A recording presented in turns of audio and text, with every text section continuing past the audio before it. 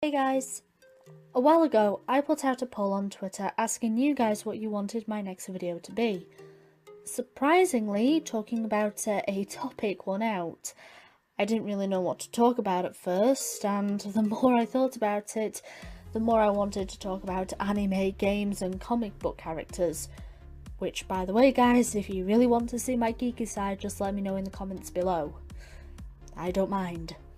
But after thinking about it, I thought I would give my thoughts on a topic that I was hesitant to talk about before, and that topic is fat acceptance. Now there is something that I need to do before we start, because if I don't, I'm more than likely to be accused of thin privilege, thin splaining, or not knowing what I'm talking about. This is me. I'm not thin, I'm fat, I'm overweight. I'm sorry to all those that I have blinded, or worse. We shall now remove this picture so that it can burn in the fires of Tartarus and never see the light of day again. So for those that don't know, what is the fat acceptance movement? If we were to look at what the movement says, the fat acceptance movement aims to tackle such things as fat phobia, discrimination against fat people, and also looking into how fat people are treated in the mass media and society in general. In my opinion, the fat acceptance movement is more about glorifying fatness. Yeah, I don't really like the fat acceptance movement. My main problem with the movement stems from two things. One, the mantra of healthy at any size, and the hypocrisy of the movement. For example, they say they're trying to tackle discrimination against larger people while shaming thin people. First, let's look at the mantra, healthy at any size. It's simply not true. Whether you be underweight or overweight, you're more at risk of certain illnesses because you are putting strain on your body.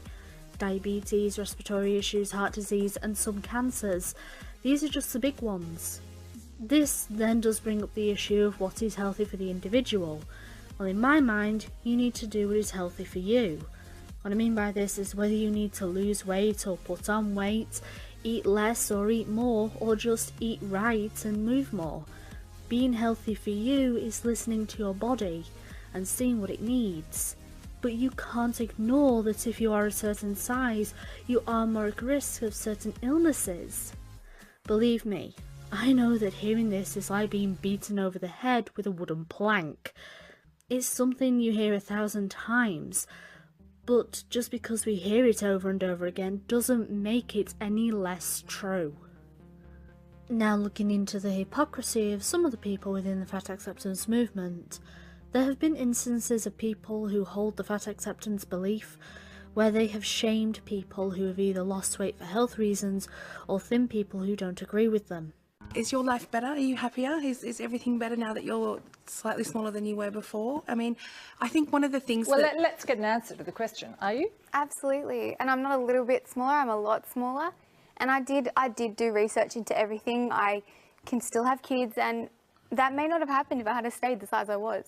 Like, my question to you is, can you honestly say that you are 100% happy and healthy? Like, you have no medical conditions whatsoever, you have no problems at all with your health?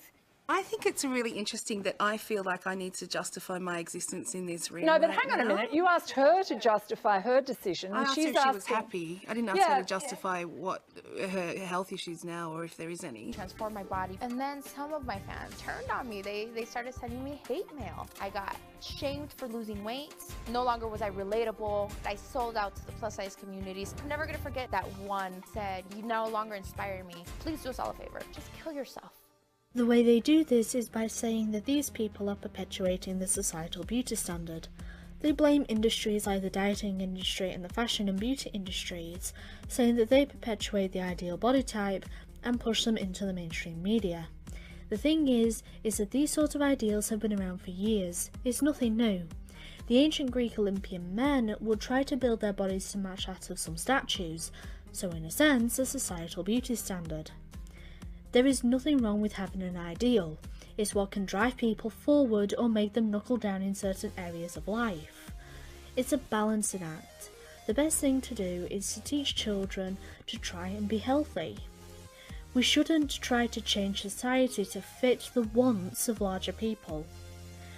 Also, can I bring up a random thought? If we have this fat acceptance movement, why do we not have an anorexic acceptance movement? Just to bring up the topic of fat shaming, do I think that fat shaming works? Well, it depends on what you call fat shaming. I don't think a friend, a family member or your doctor suggesting for you to lose weight for health reasons is fat shaming. I think that fat shaming is when someone is trying to make a deliberate effort to literally shame and degrade you for being the size that you are.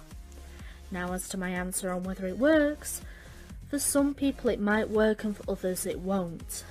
What I think needs to happen is we need to start encouraging children to get up off the couch and play outside, to join after school clubs, something that gets them moving, encourage them to make healthier choices in life. Does this mean I don't understand where the fat acceptance movement or even the body positivity movement came from? No, I do understand, and it's partly the reason why I was so hesitant to talk about this topic, because it's so close to me and other people I know. I understand what many of these people are talking about when they describe their experiences. Having people yell at you from across the street, getting bullied because of your size, having trouble in romance, hearing the whispers from people behind you, having remarks thrown your way in terms of what you eat, or receiving a certain look from someone that can make you feel so small. I've been there, done that, and gotten the XL t-shirt. In my case, I've learned to laugh it off, ignore it, and in some cases make jokes about my own body and looks.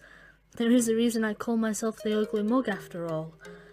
I don't think ignoring the health complications that can come with being a certain size will help though, and I think that anyone who wants to try and lose weight for their own health is something that should be praised. Well guys, I hope I made sense in that rambly video. I do have other thoughts on this, so maybe some food for thought in future videos. Maybe. Let me know if you like this sort of video and if you want me to talk about other topics in the future. But that's the end of the video. Give it a thumbs up if you like it, subscribe to my channel for more content. And if you want to support me further, you can donate to my Patreon and help me buy my one meal a day. See you in the next video, guys!